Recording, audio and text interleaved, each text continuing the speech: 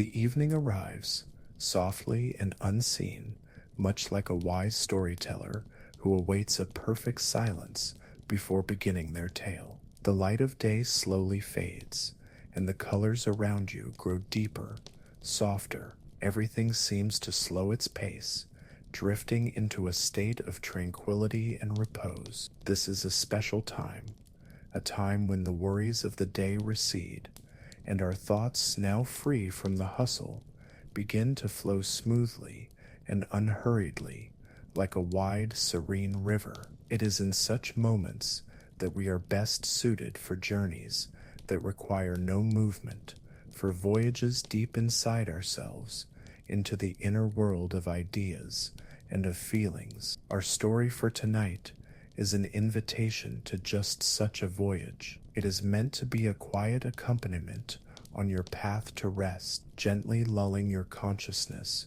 with images and with ponderings on one of the most profound concepts in all of human history, the concept of love. So what is the driving force of this all-encompassing feeling? The ancients of Greece gave this force a name, Eros. However, upon hearing this word, let us not rush to picture a winged infant with a bow and arrows. That popular image is but a vivid, yet oversimplified, allegory. The great thinker Plato, into whose reflections we shall delve tonight, perceived Eros in a light entirely different. In his philosophy, Eros is not some playful, mischievous god, but a profound and inner force that dwells within the soul of every human being. It is not an influence from without,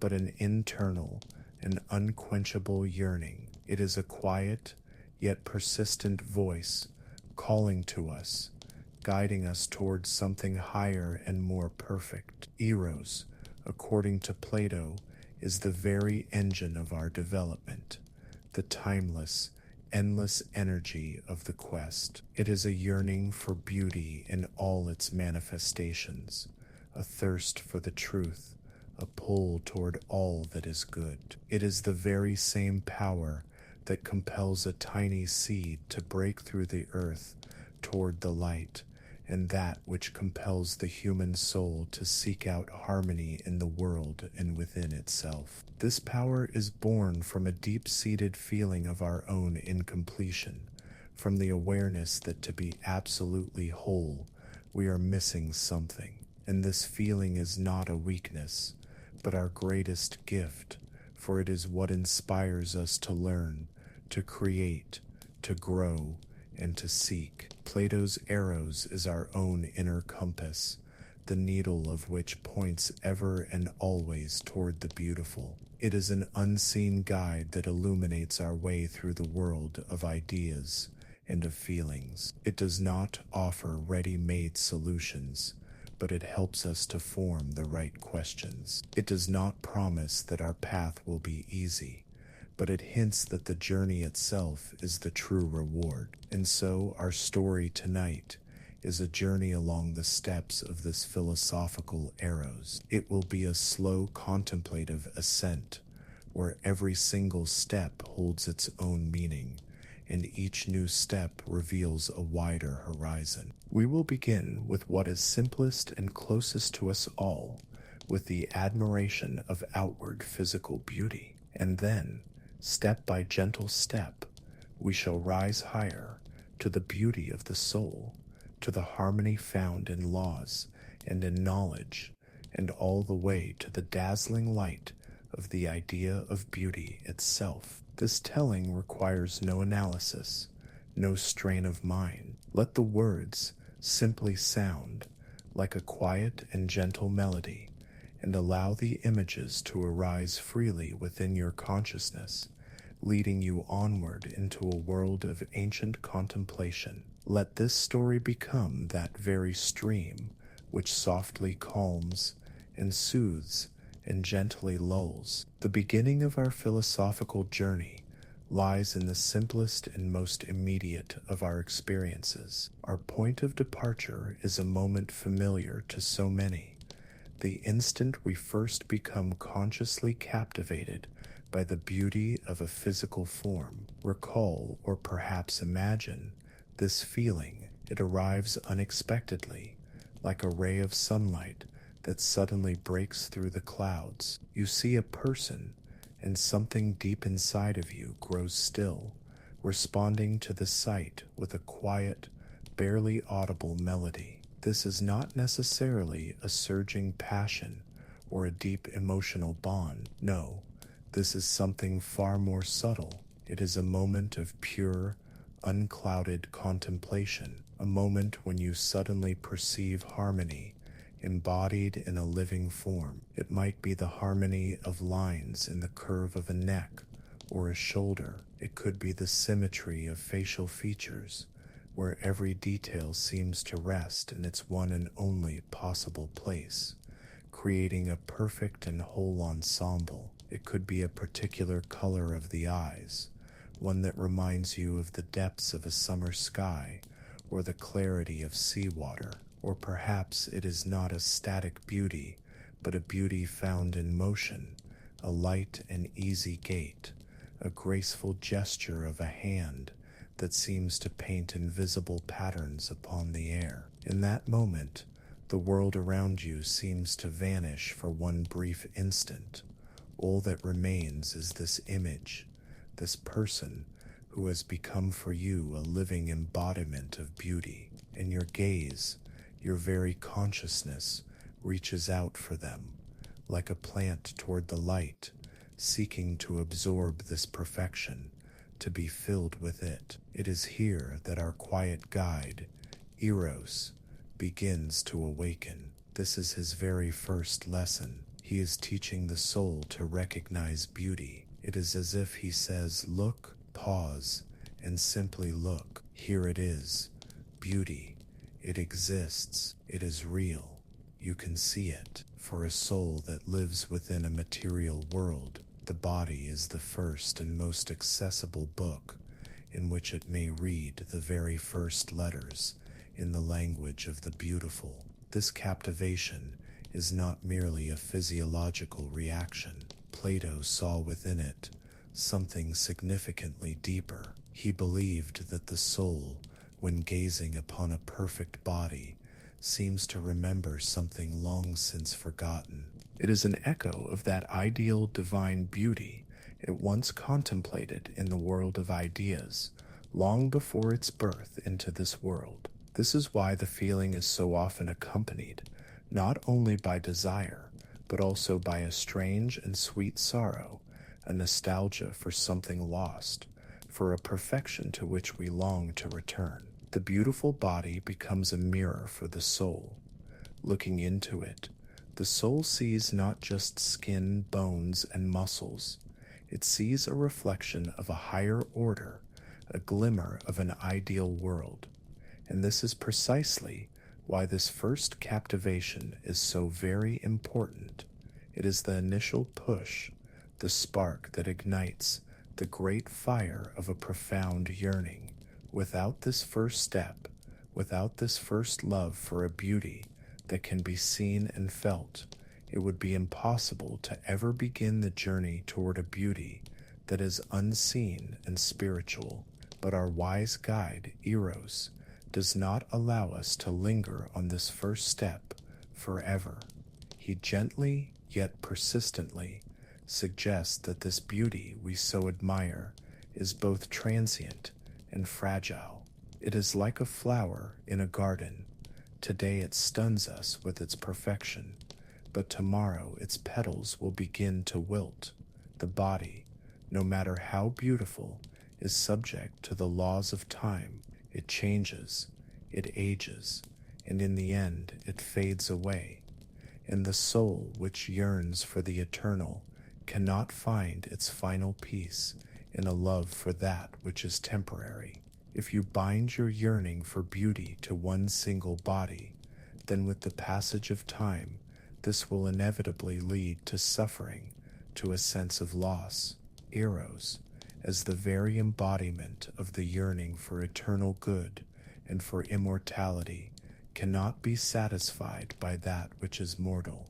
Therefore, he uses this first love as an instrument, as a signpost.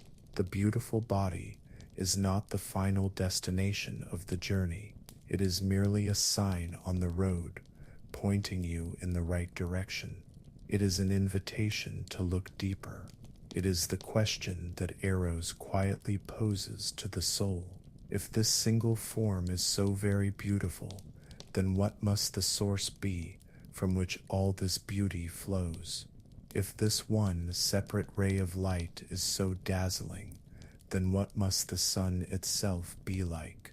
The true journey begins when the soul, having learned to see beauty in one body, starts to ask itself these questions. When it comes to understand that its captivation is not simply a pull toward a specific person, but a pull toward beauty itself, which has only for a time found shelter in this perfect yet fleeting form, this realization is a transition. It does not devalue that first feeling. On the contrary, it gives it a true and profound meaning. The first love for a beautiful body ceases to be a simple attachment and becomes the very key that unlocks the door to the next, wider room in the great temple of knowing. And so, having learned this first lesson, we hold a gratitude for it within our soul. We have learned to see harmony. We have felt the first breath of Eros. We now know that beauty exists. And with this knowledge, we are ready to broaden our gaze, to see that the beauty we noticed in one person is not unique.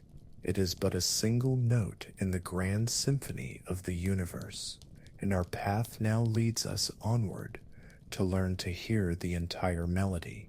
And so, we left our traveler on the threshold of a great discovery.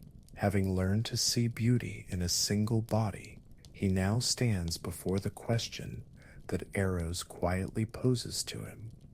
If this one form is so very beautiful, then what must the source be from which all this beauty flows? This is an invitation to peer deeper, to make the transition that leads from the world of forms to the world of essence. This is the path to comprehending the beauty of the soul. At first, this shift in focus may seem difficult. After all, the beauty of the body is easy to see. It speaks to us in the language of the eyes. But how does one see the beauty of a soul? It has no color. It possesses no shape. It is impossible to touch. And here, our guide, Eros, once again offers his wise counsel. He whispers, "Cease only to look, begin to listen, begin to converse, begin to observe their actions." And so our seeker, still captivated by the physical perfection of a certain person, begins to communicate with them. The beautiful body becomes the very gate through which he enters the temple. And inside this temple, he begins to discover something incomparably more captivating. He hears this person's thoughts, their views upon the world, their dreams and their doubts. He sees their deeds, how they treat others, how they respond to hardship, how they reveal their courage, their kindness, or their wisdom. And gradually, slowly, a wondrous transformation takes place. The seeker's gaze begins to see more than just the outer shell. He begins to discern a light that shines from within. This light is the beauty of the soul. It is an invisible music that sounds in the harmony of thoughts, of words, and of actions. And what is this music? Its chords are the virtues.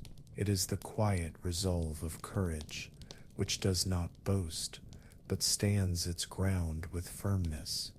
It is the calm clarity of wisdom, which sees things just as they are, without illusion or self-deceit.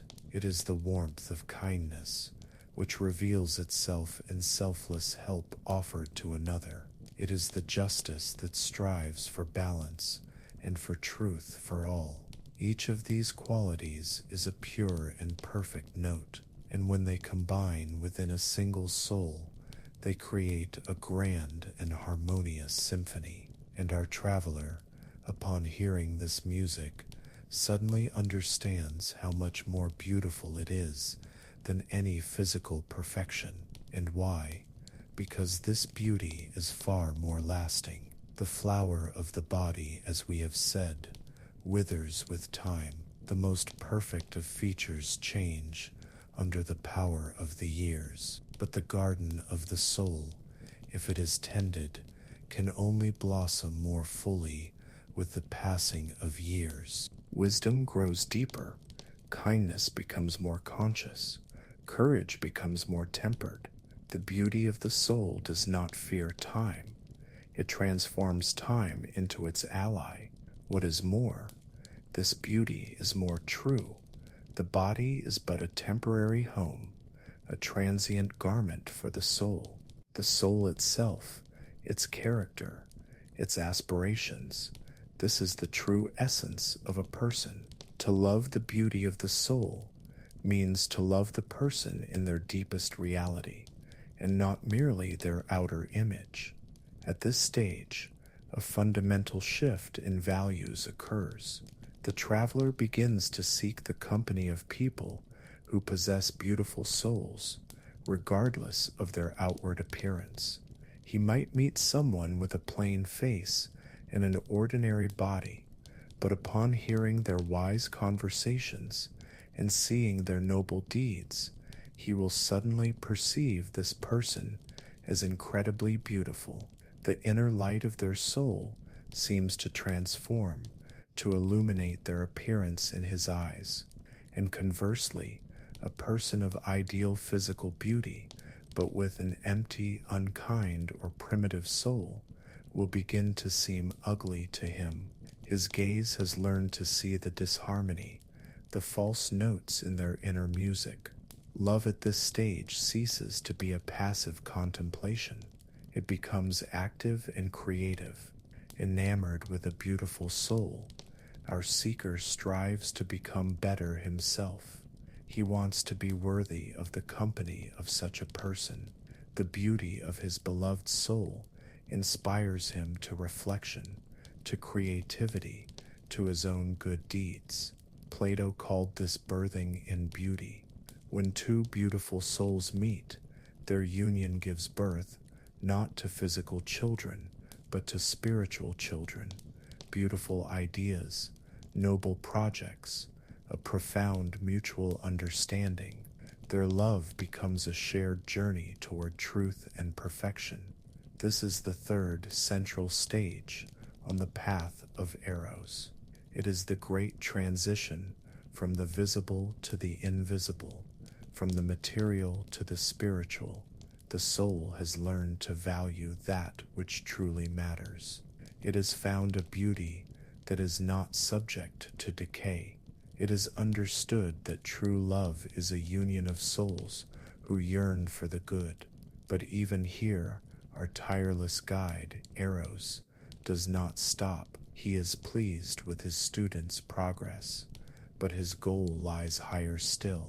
When the soul has learned to recognize and to love beauty in individual souls, Eros leads it to a new question, one even broader and more abstract. He whispers, "You see now how beautiful a human soul can be.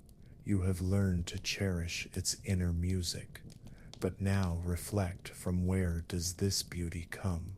Is it born of itself, in a void, or perhaps do certain conditions exist, a certain environment, which helps souls to become beautiful? Look around you. Look at the laws by which people live, the customs they uphold, the knowledge they accumulate. Are these things not the garden in which either beautiful flowers or weeds will grow? Could not the very architecture of human society be beautiful or ugly?"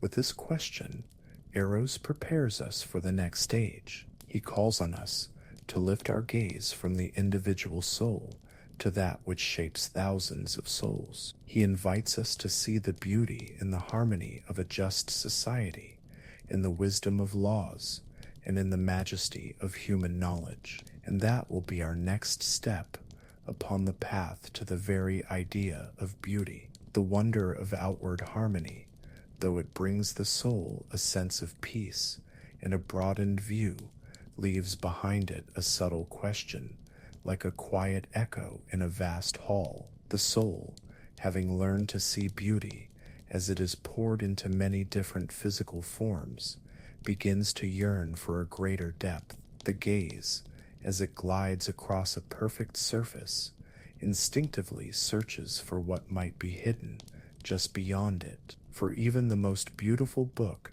entices us not only with its cover, but with the story that lives upon its pages. So it is here where a beautiful body becomes not the final goal, but a silent invitation, a lovely gate, behind which an entire universe may lie. Led by this quiet calling, our seeker takes a step through this gate. He ceases to be merely an observer of forms.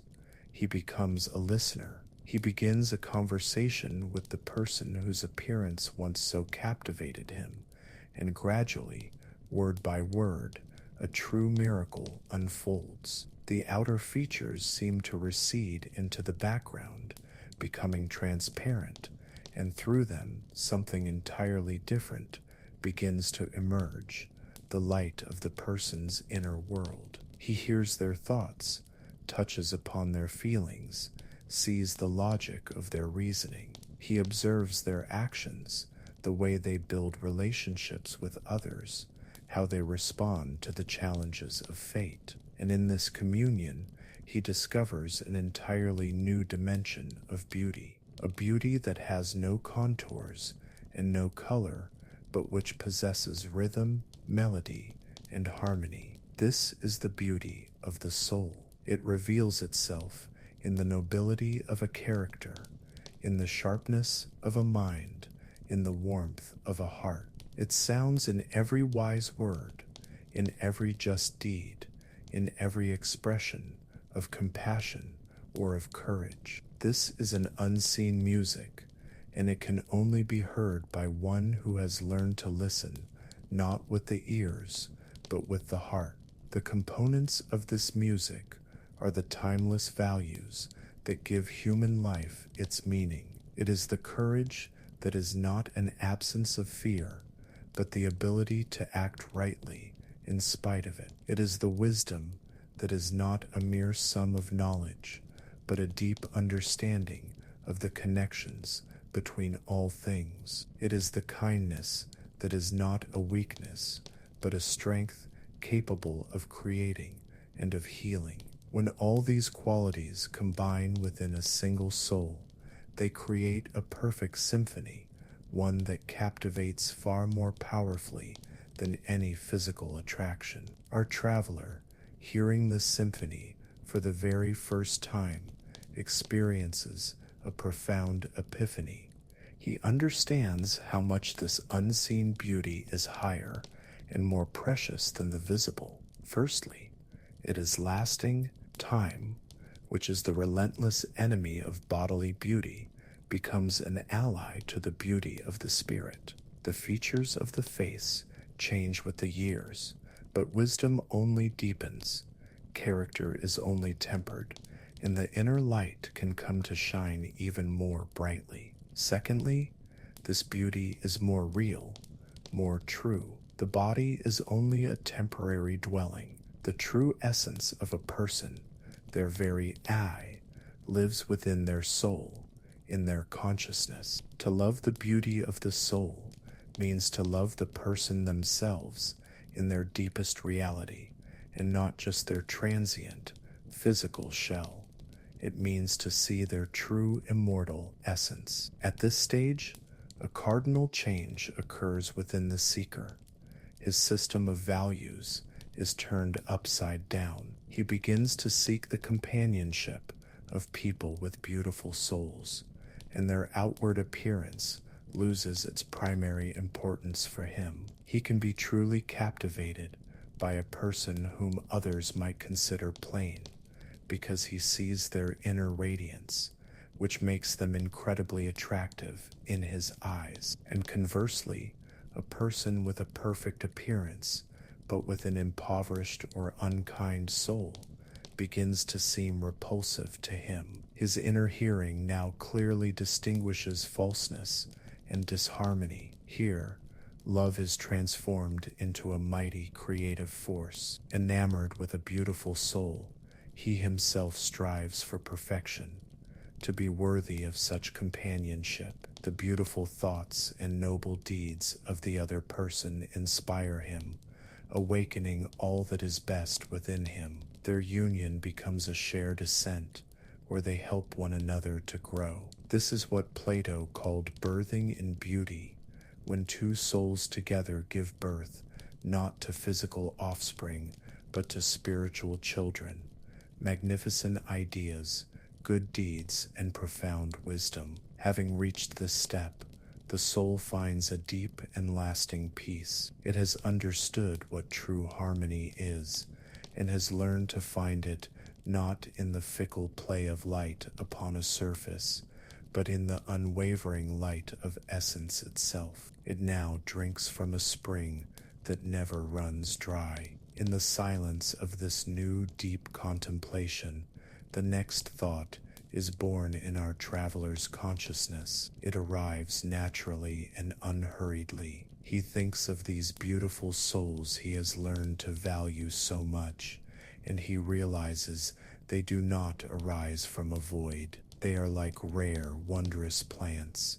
They require a special soil, tender care, a favorable climate, and his gaze, until now focused upon single individuals, begins to rise higher, taking in a wider horizon. He begins to look more closely at the garden itself, in which these souls grow, at the world of laws, customs, arts, and sciences that surrounds them. A gaze that has learned to see the light of an individual soul will inevitably begin to search for its wider context. The traveler of our story, like an experienced botanist, now understands that a beautiful flower cannot grow on barren stone.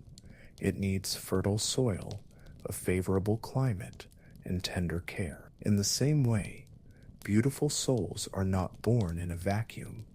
They are the fruit of the environment in which they grow, and the seeker's gaze, turning from the contemplation of individuals, rises higher, attempting to take in the entire garden, the society in which they live. At this stage, Eros leads his student to understand a new and large-scale beauty. It is a beauty embodied not in living flesh and not in a single character, but in the abstract structures that shape human life. It is the beauty of just laws, of wise customs, of a harmonious social order. Plato saw in a well-organized city-state, the polis, a magnificent work of art, more beautiful than any statue or poem. To understand this beauty, let us imagine a grand edifice, a perfect architectural ensemble. The just laws are its strong, unshakable columns,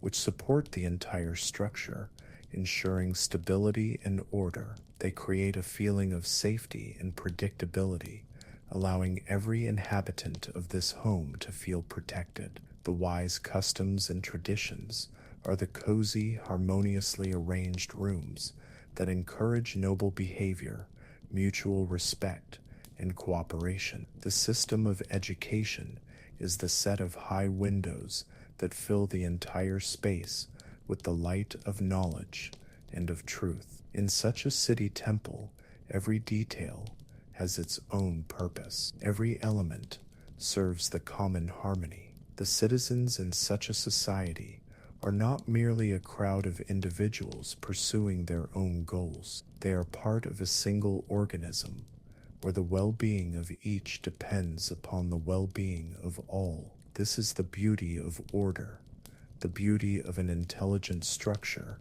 that triumphs over chaos. Our seeker, contemplating this grand architecture, feels a new type of love. It is a love for order, for justice, for the common good. His heart is captivated not only by the beauty of individual souls, but by the beauty of the system that allows these souls to flourish. He sees that in a society where lawlessness, tyranny, and fear reign, even the noblest souls will wither or be forced into hiding. Such a society is like a ruined, dark building, dangerous to walk through and impossible to live in. And conversely, in a society built upon the foundations of wisdom and justice, every soul has the chance to realize its full potential. This new love is even more abstract and selfless than the one before it. It is almost entirely devoid of personal attachment. The seeker now loves not a specific person, but the idea of harmonious coexistence. His aspirations are directed toward supporting good laws, preserving noble traditions, and participating in civic life. He understands that his personal happiness and the perfection of his own soul are inextricably linked to the state of the entire garden. At this stage, the traveler is transformed into a true citizen in the highest sense of the word. His love becomes a civic virtue. He is ready to work for the sake of the beauty and harmony of his city, his community.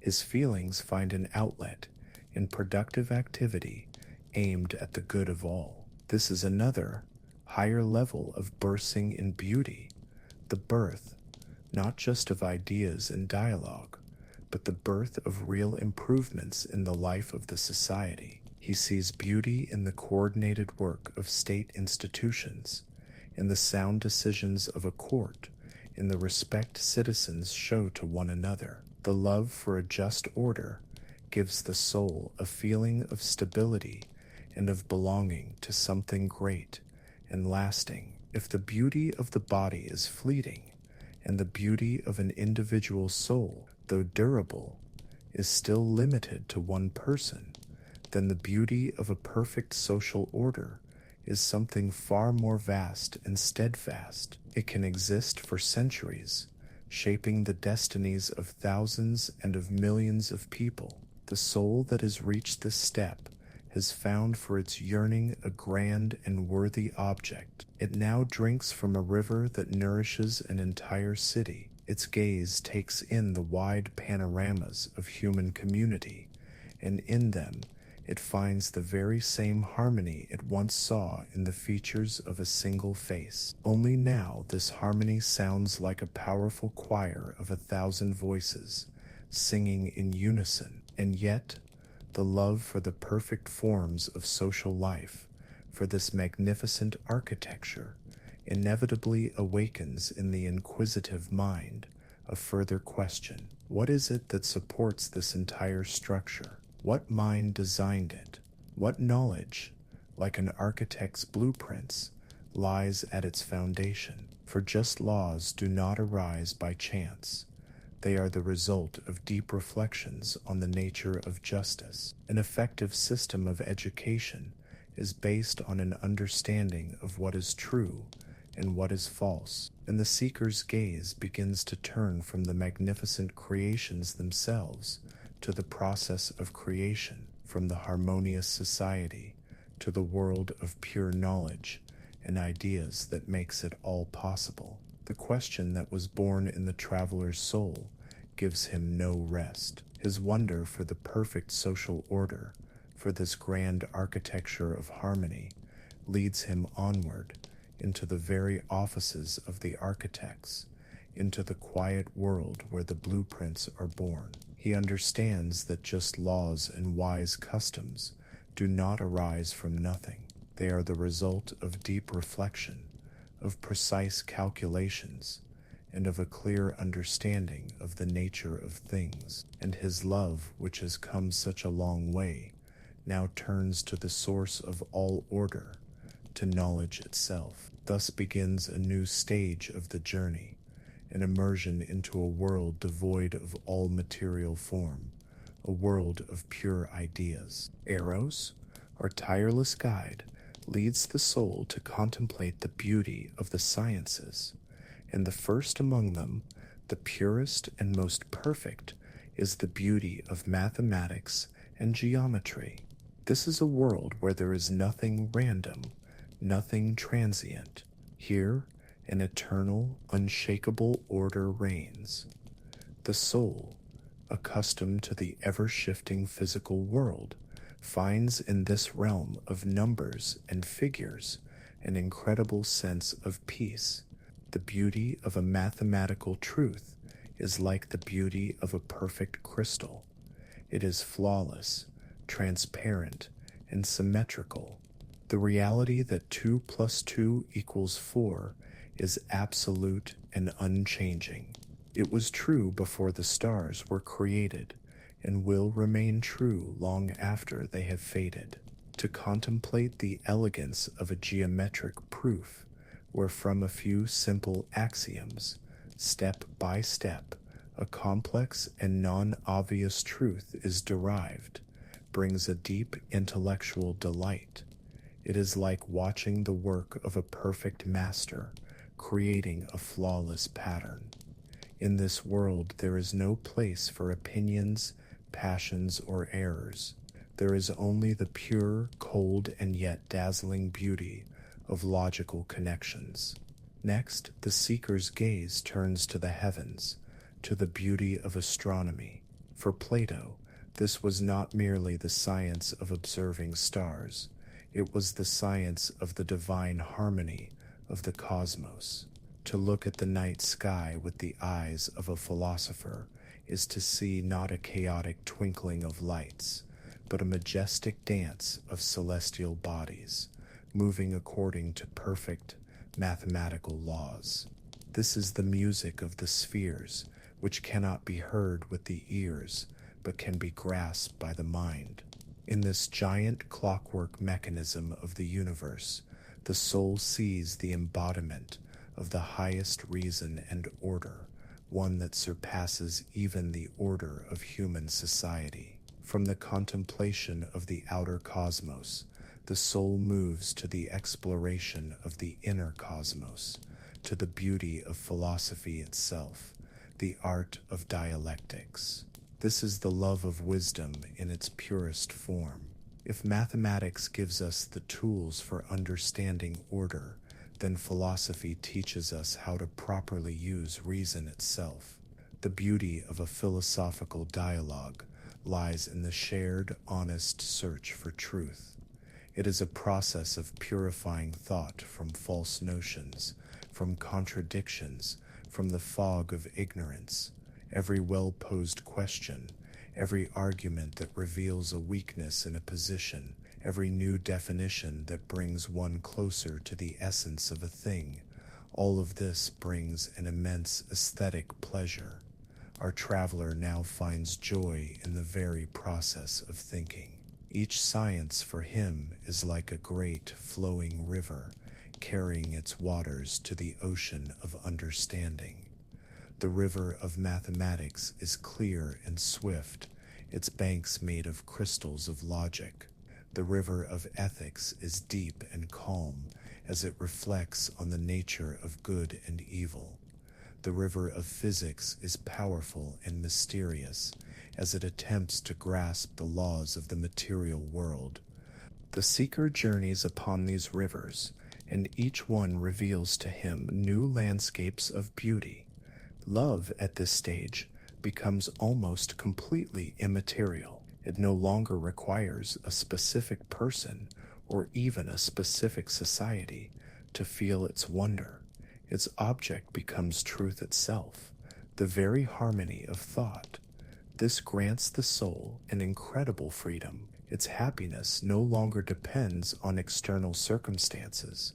Even while in prison, as Socrates said, a philosopher remains free, for his mind can travel through the boundless worlds of ideas. This love for knowledge is higher than the previous stages, because its objects, ideas, and truths are eternal. A just society can fall into decay, A beautiful soul can make a mistake. A perfect body will grow old. But the truth that the sum of the angles of a triangle equals 180 degrees is eternal and unshakable. To love knowledge is to unite with that which is immortal and divine in this universe. It is the highest form of intellectual meditation which purifies the soul and elevates it above all that is mundane and fleeting. Navigating these rivers of knowledge brings an incredible delight, but at the same time it gives rise to the feeling that all of them, despite their different channels, are fed from a single, unseen source. The soul, having been nourished by the beauty of individual sciences and truths, begins to feel a yearning for something even greater. It sees beauty in numbers, beauty in the stars,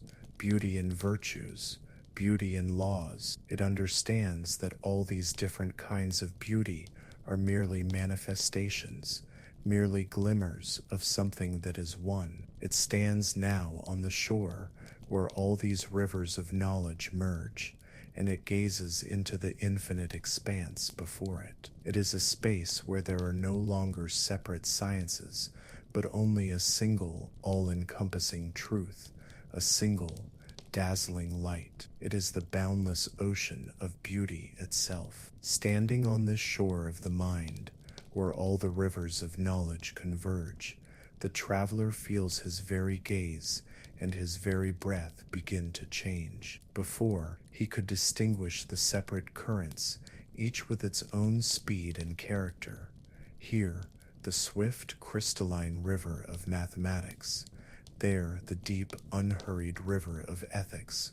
Over there, the mysterious, starry river of astronomy. He heard their individual voices and enjoyed the unique landscape of each one. Now, on this coast, the separate sounds merge into a single mighty and yet quiet hum, and all the colors and currents dissolve into a single boundless space that stretches out before him to the horizon and far beyond. He stands at the threshold of the great sea of beauty of which Plato spoke, and taking a deep breath, he steps into its clear, warm, and luminous waters. To be immersed in this ocean is an incomparable experience, one that completely transforms the consciousness. Here, there are no more limiting shores, no familiar landmarks or pre-charted routes. All is one. The soul swimming in these waters suddenly grasps the deep, fundamental unity of all knowledge, of all being. It sees in practice how an elegant formula from pure mathematics suddenly becomes the key to understanding the movement of the most distant planet. It recognizes that the principles of harmony it hears in perfect music are revealed to be the very same principles that form the foundation of a just and flourishing society. It understands with a sense of awe that the relentless laws of logic governing its own thought are the same laws upon which the entire visible and invisible cosmos is built. The division between humanities and sciences, between art and knowledge, disappears. All that remains is the single, whole,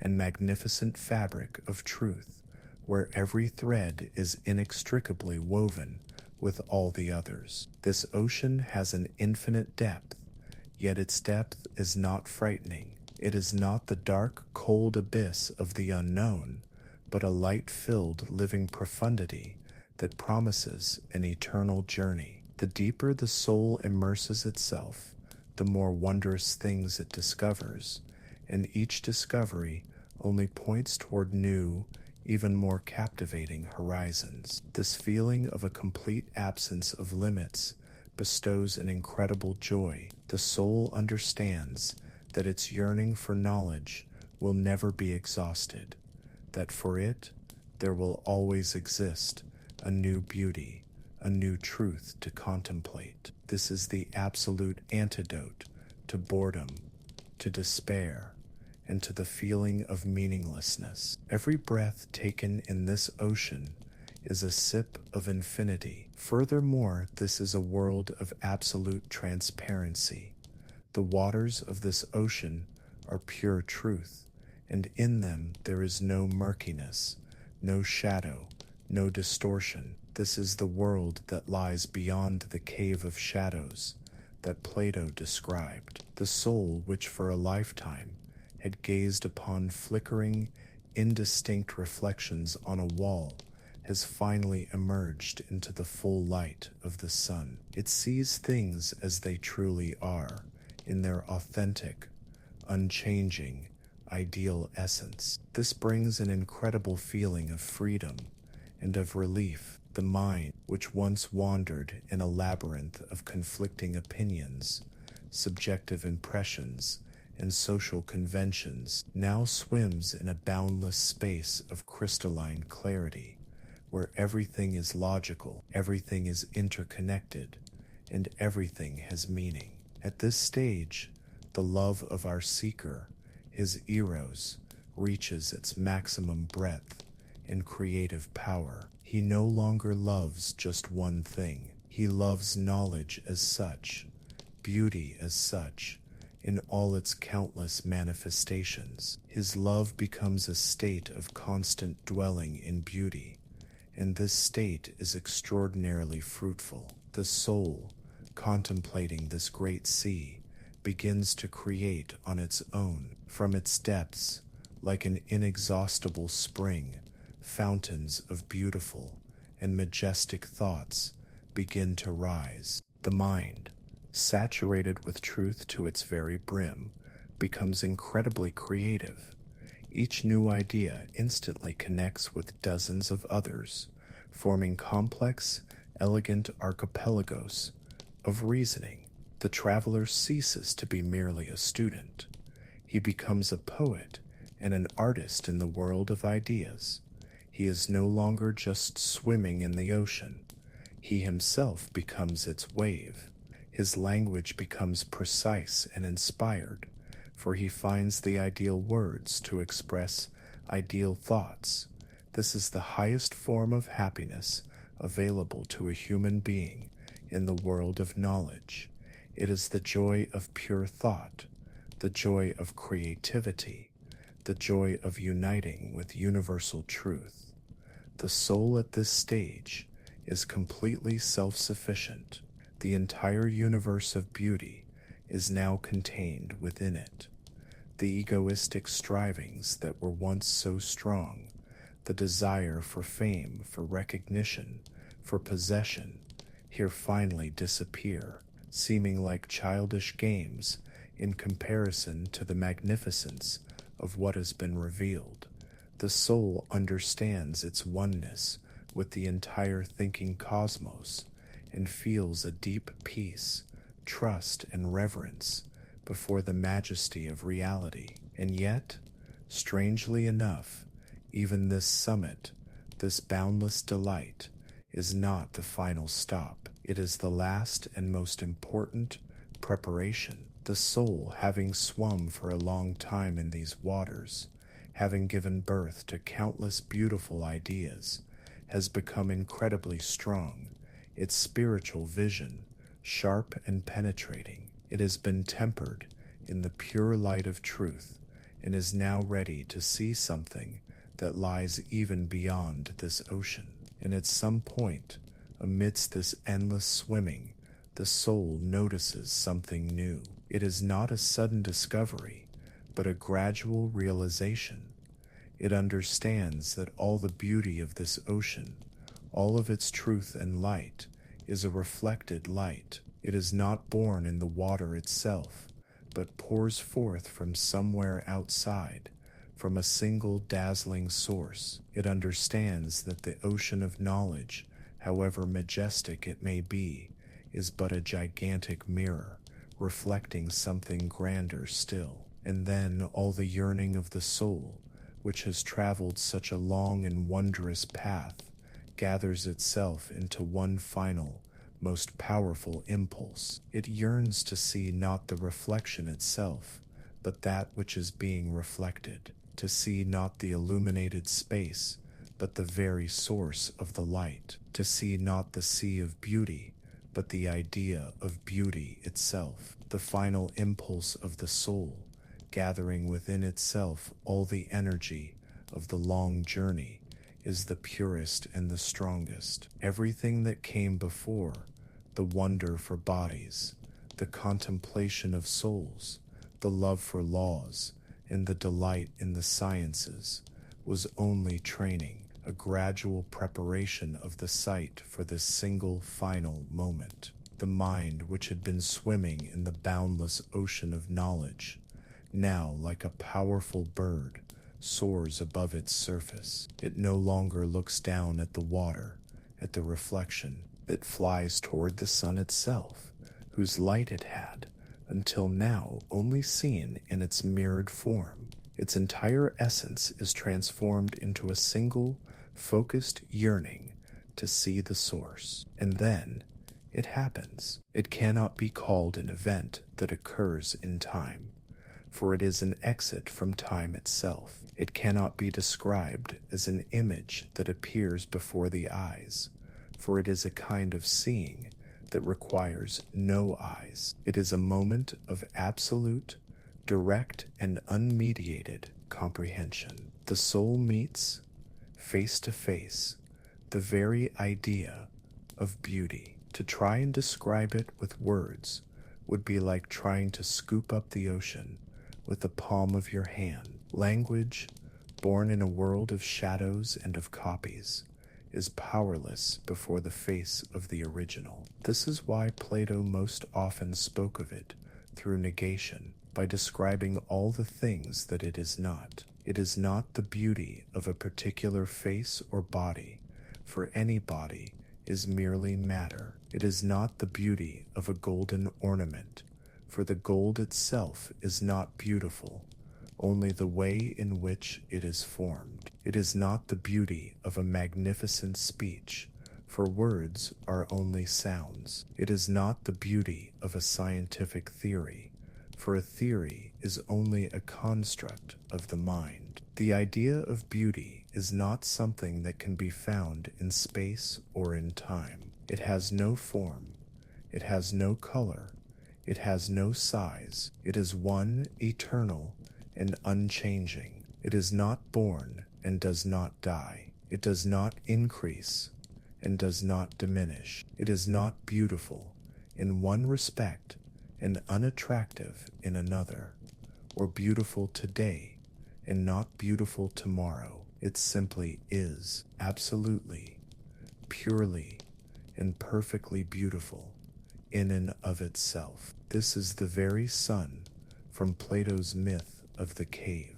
Just as our earthly sun gives to physical objects the ability to be seen, and to our eyes the ability to see, so too does the idea of beauty, which for Plato is practically identical to the idea of the good, give to all of existence its being, and to the soul the ability to know truth. Everything beautiful in the world, from the symmetry of a snowflake to the majesty of a galaxy, from the kindness of a single act to the harmony of an entire society, is beautiful only because it, in some way, partakes of this one idea, is its faint glimmer, its distant echo. To experience this contemplation is to undergo the deepest transformation that can possibly be imagined. First, it brings an absolute and final satisfaction. All the restlessness,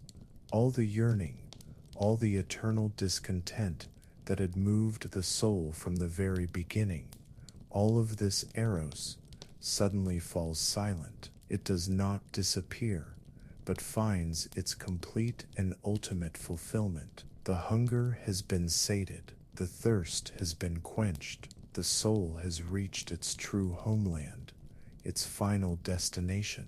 There is nowhere left to go, for it is already home. A state of deep, unshakable peace descends. Second, it grants an absolute certainty. Before this moment, All knowledge was, in essence, only opinion, even the most well-reasoned. But after the direct contemplation of the idea, the soul no longer thinks that something is true or beautiful.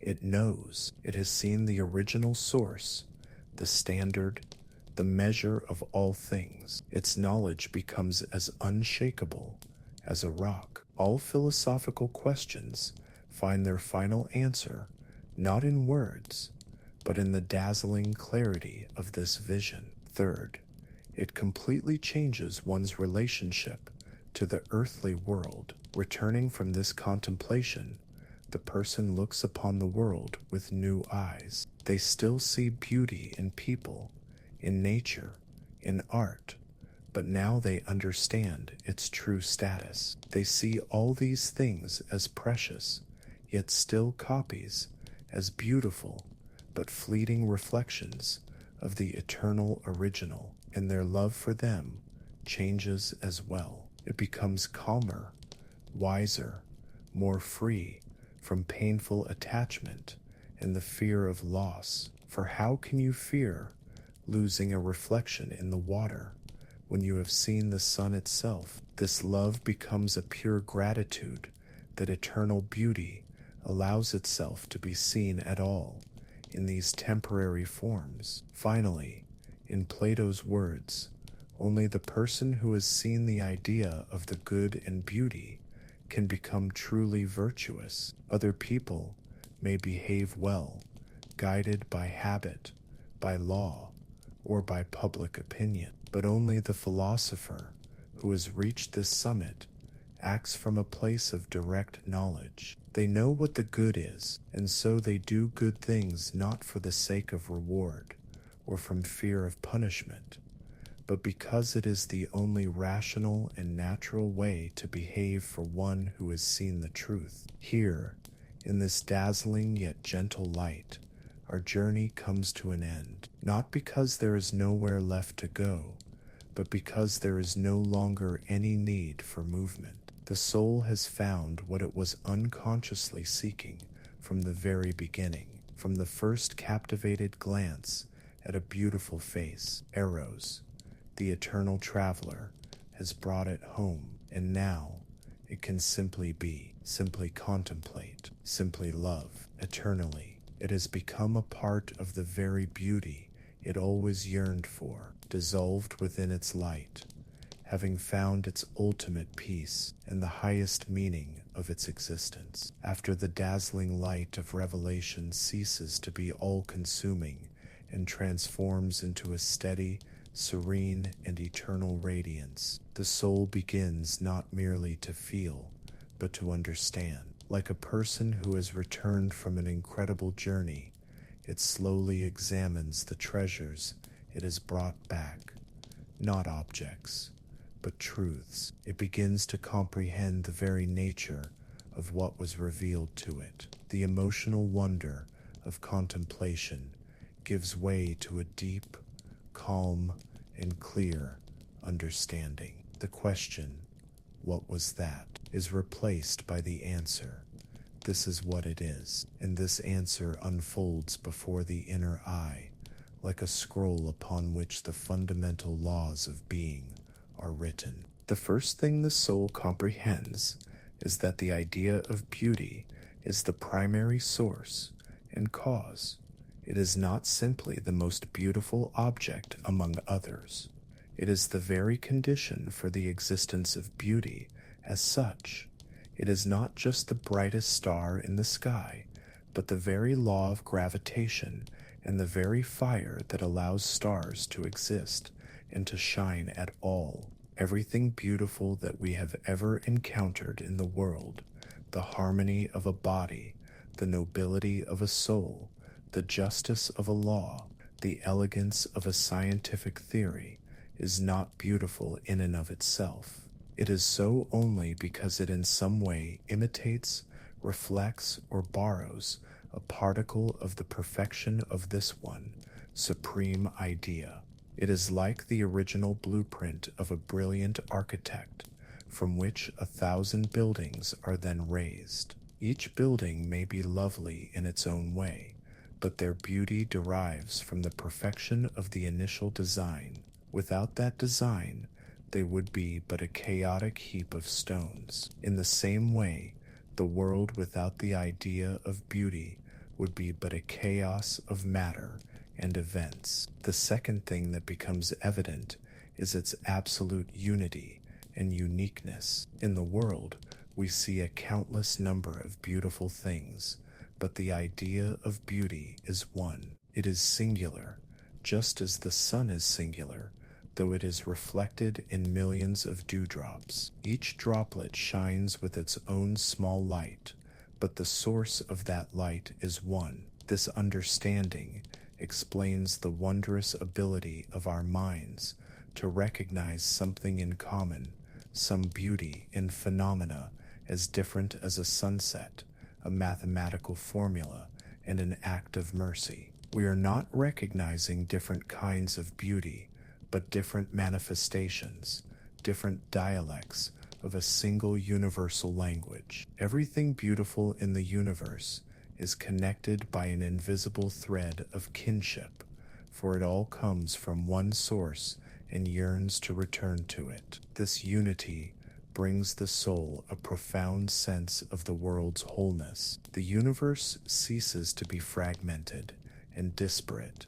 It becomes a single meaningful cosmos, permeated by a single principle of harmony. Third, the soul comprehends its perfection and immutability. Everything in our world is imperfect and transient. A face that seems to us the embodiment of beauty today will be covered with wrinkles tomorrow. A heroic deed can be forgotten. The wisest book may contain errors. Even the most beautiful melody exists only in time. It begins and it ends. The idea of beauty, by contrast, exists outside of time and beyond all change. It knows neither youth nor old age, neither growth nor decay. It is eternally the same, absolutely perfect. It is the ideal meter, the gold standard, in comparison to which all earthly beauty is but an approximation, an attempt. This understanding frees the soul from the tragedy of loss. Yes, earthly beauty passes away, but beauty itself is eternal. And the awareness of the existence of this eternal, unshakable ideal gives the soul incredible support and stability. Finally, the soul understands that the idea of beauty is objective and transcendent. This means that it exists for real,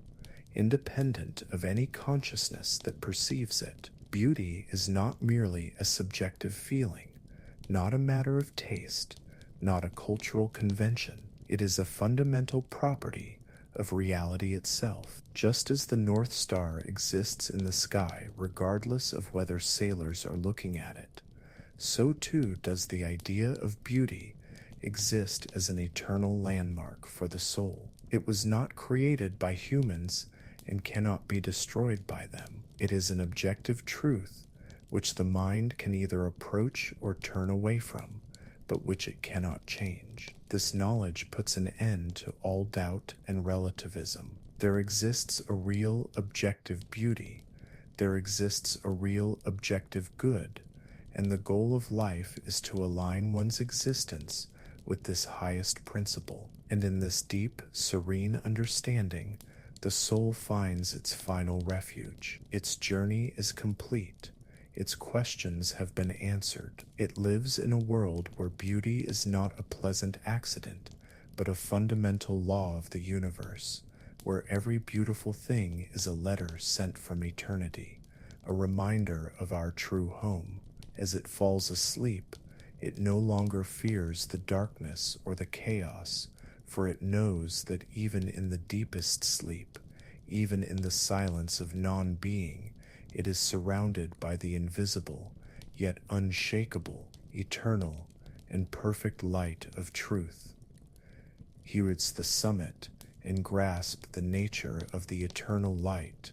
The soul, in its new and boundless serenity, has a chance to look back. It gazes upon the path it has traveled, upon the steps that led it from a wonder for physical form to the contemplation of the idea of beauty itself. And on every one of these steps, in every yearning, in every question, it sees the presence of the force that guided it, like an experienced guide in the mountains. Now that the destination is reached, and the heart has found its final peace, the time has come to understand the very nature of this guide. The time has come to speak of Eros, of that mysterious power which is a synonym for the path itself. The first and most important thing revealed to the soul is that Eros, contrary to popular belief, is not a god. The gods, in Plato's thought, are perfect. They already possess all beauty, all wisdom, and all good, and one who already possesses perfection cannot yearn for it, cannot love it in the sense of desire. Love, in the understanding of Eros, is always born from a sense of lack. On the other hand, Eros is not a mortal, ignorant being, for such beings are often not even aware of their own imperfection, and therefore do not strive for anything better. Eros, as the wise Diotima explained to Socrates, is something in between. He is a great spirit, or, in Greek, a daimon. He is a mediator, a bridge between the world of the divine and the world of the human. It is he who carries the prayers and yearnings of mortals to the gods, and in return brings to mortals divine commands and truths. He is the eternal connection, the constant tension between what we are and what we can become. To explain his strange twofold nature, Plato tells a beautiful allegory of his birth. Once, at a feast celebrating the birth of the goddess Aphrodite, all the gods gathered. Among them was Poros, the god of plenty, resourcefulness, and abundance. Having had his fill of nectar, he, in his intoxication, went into the garden and fell asleep. At that moment, Peenia, the goddess of poverty, destitution, and lack, arrived at the feast, hoping to procure something for herself. Seeing the sleeping Poros, she, in her eternal need, decided to conceive a child by him, and so it was that Eros was conceived. This origin forever defined his character. From his mother Peenia, he inherited an eternal poverty and lack. He is always yearning for something, always in need of something. He is rough, unkempt, walks barefoot, and sleeps on the bare ground at others' doorsteps. He is the embodiment of the soul's eternal hunger, its fundamental dissatisfaction with the world as it is. This is the part of us that feels its mortality, its ignorance, its imperfection. It is a painful but necessary feeling that existence itself is a lack,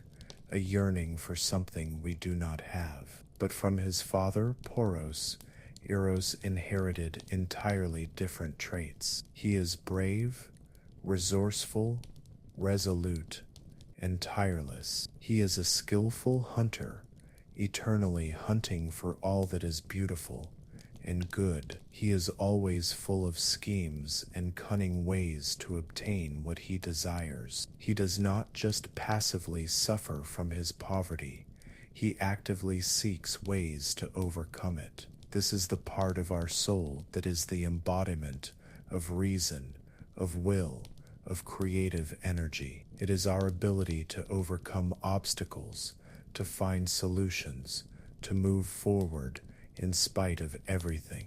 Thus, Eros is a wondrous combination of opposites. He is simultaneously poor and rich, weak and strong, suffering and active. And in this duality, Plato saw the perfect image of the philosopher, the lover of wisdom. The philosopher, like Eros, exists in the middle ground between wisdom and ignorance. He is not a sage, like a god, for if he were, he would have no need to seek wisdom. But neither is he an ignorant man, for the ignorant man is content with his state and does not know that he lacks anything. The philosopher is one who knows that he does not know, and for that very reason he yearns for knowledge with all his heart. He is poor in wisdom, but rich in the desire for it. He is the eternal hunter for truth. Eros is philosophy itself, in its living, active, eternally unsatisfied, and eternally creative manifestation. So, what is the ultimate goal of this eternal traveler? What is he truly seeking?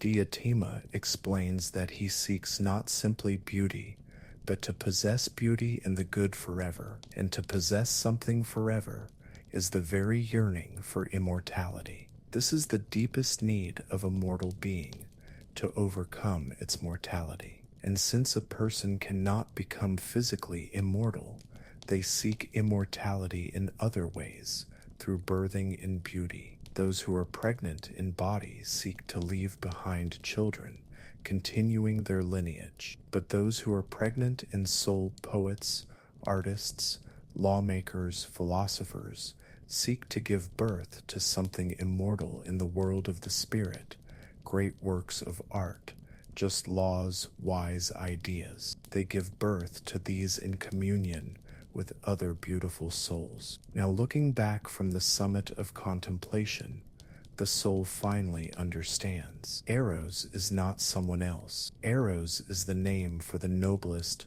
most dynamic part of itself. It is its own yearning for the light, its own refusal to reconcile itself with darkness and imperfection. It is its inner engine, which led it through all the stages of love. And although the great journey to the idea of beauty is complete, the presence of Eros remains. But now, he is not a painful hunger or a restlessness. Having reached his goal, he transforms from a hungry hunter into a wise gardener. He becomes the quiet, creative energy that fills existence with eternal meaning and a tireless love for wisdom, beauty, and the good. Having understood the nature of its eternal guide, Eros, the soul turns its gaze back upon itself. It looks at its present self, calm, knowing, and contemplative, and compares it to the self it was at the very beginning of the path. Uncertain,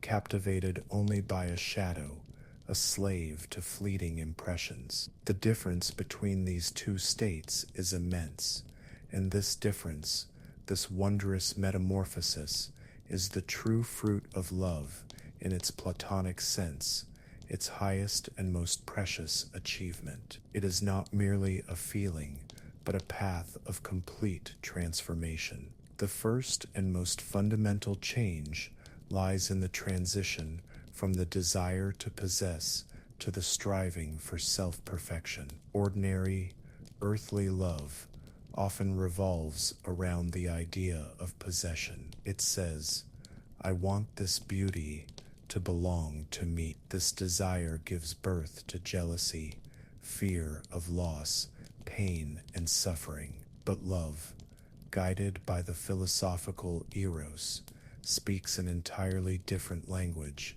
in its higher stages. It says, "I see in you a reflection of perfect beauty, and this inspires me become better, to become worthy of this vision." Love ceases to be a yearning for another person as an object and becomes a yearning for the idea of beauty itself, which that person only temporarily embodies. This liberates the soul. It no longer fears losing the beloved, because it knows that the beauty it has come to love is eternal and is poured out through the entire universe. Love is transformed from a selfish passion into a selfless, joyful contemplation and an infinite path of self-improvement. Plato describes this path with extraordinary poetry in his dialogue, Phaedrus, through the myth of the wings of the soul. He imagines the soul as a chariot pulled by two horses,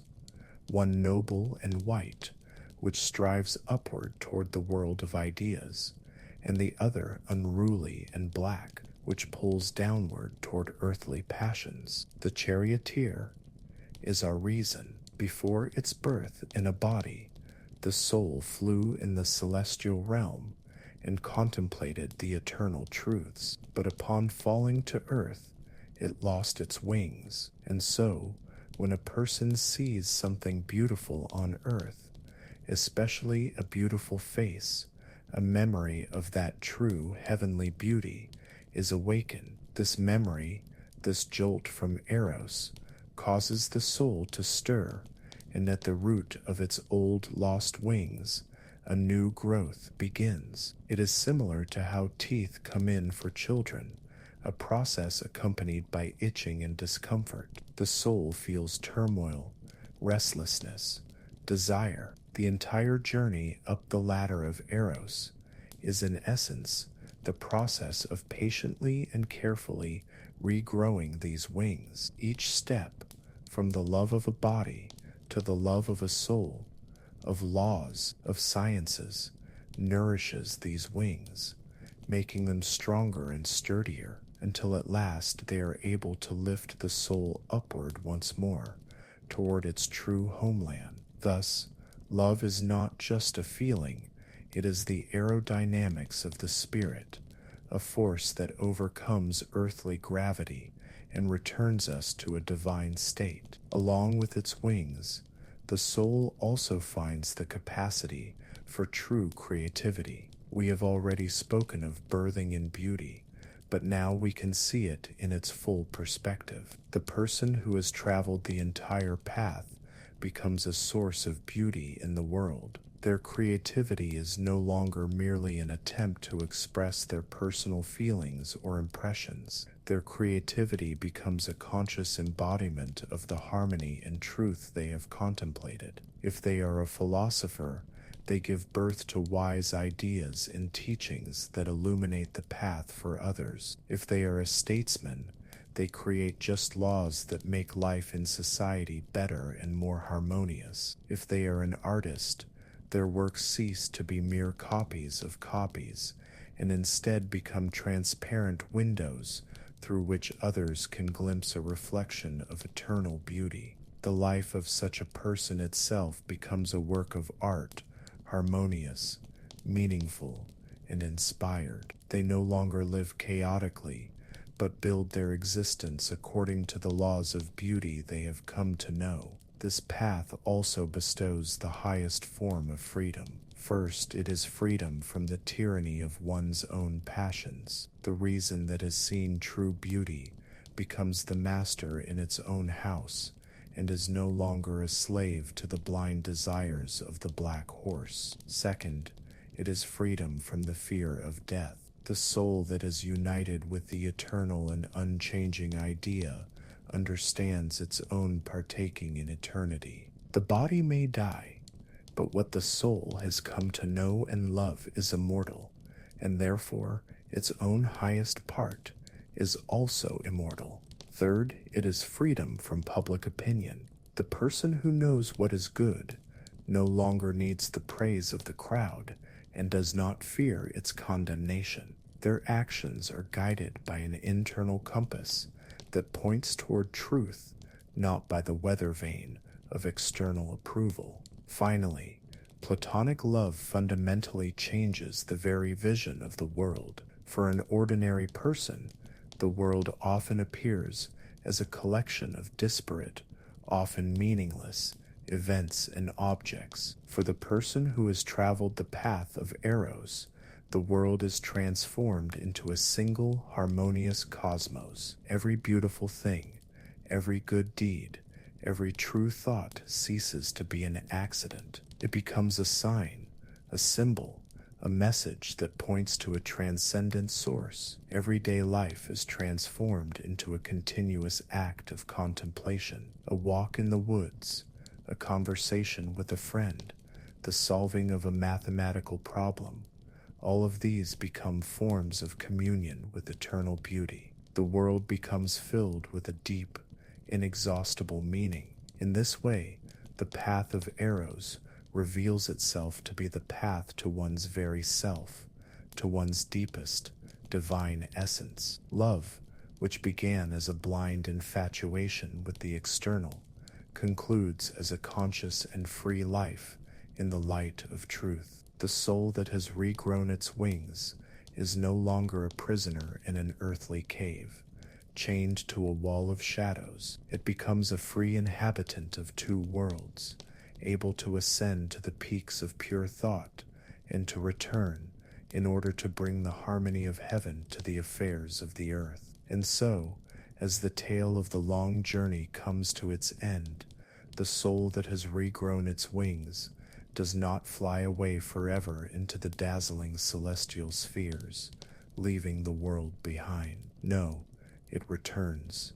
It returns to the quiet harbor of the present moment, to the calm of the evening from which we began our shared voyage. All of that experience, all of that light it has found, is now no longer something distant and abstract. It has become the quiet music of its being, an inseparable part of its very breath. The journey is complete, but its fruits remain with us forever, transforming our very rest and our sleep. Now, as your eyes are closed and your body is relaxed, this is not an escape from the world. It is a peaceful homecoming into an inner space that is no longer a dark labyrinth, but an illuminated, well-ordered temple. Each stage of the path we have traveled has left behind its own quiet radiance, and all these little flames now merge into a single soft, warm light that envelops you and lulls you.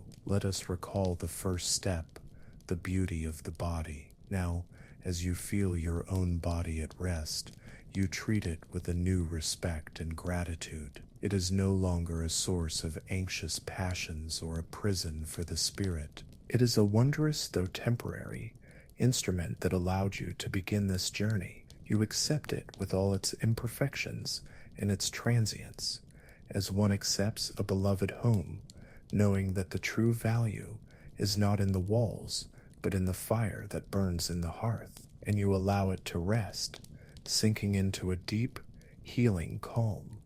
Let us recall the beauty of the soul, its unseen music. Now that the conversations of the day have fallen silent, you can listen to the quietness within, and in this quietness, you feel the harmony you have found. Your own thoughts, which once may have been a chaotic crowd, now move smoothly and calmly, like clouds in a clear sky. The inner conflicts that once tore you apart have been soothed, having found their resolution in a higher wisdom. You fall asleep, not with anxiety, but with a sense of inner wholeness, like a well-tuned instrument, resting after a beautiful concert. Let us recall the beauty of laws and of the social order, even the sounds that drift in from outside, the distant hum of the city, a passing car, the voices of neighbors, no longer irritate or disturb you. They are perceived as part of the great complex symphony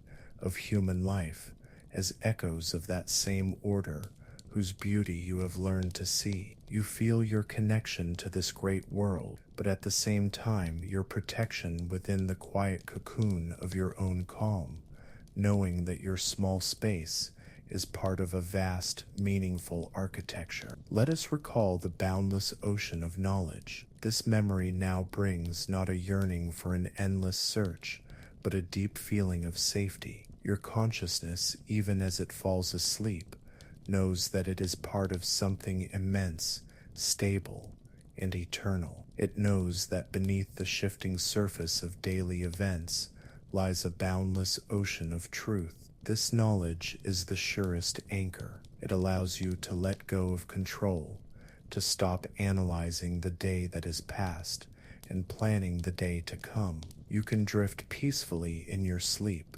because you know that this ocean will support you. And finally, let us recall the idea of beauty itself, that eternal sun, the contemplation of which concluded our journey. Its light did not vanish when you returned to an ordinary state. It has remained within you as a quiet, inextinguishable radiance. This inner light is your greatest treasure. It illuminates the darkness of sleep, transforming it from a mere absence of consciousness into a mysterious space of rest and restoration. This light guards you from troubled dreams, filling your rest with peace and with grace. Our story is complete. The path has been walked. Our guide, Eros, who was once a tireless hunter, now also rests along with you, for his yearning has found its highest satisfaction. He is no longer hunger, but fulfillment. He is not restlessness, but peace. All that remains now is the silence, a complete, deep calm. The light inside you burns steadily and softly. It warms you from within. It protects your sleep. Allow yourself to sink into this silence, into this light. Feel how your last thoughts dissolve within it, like snowflakes in warm water.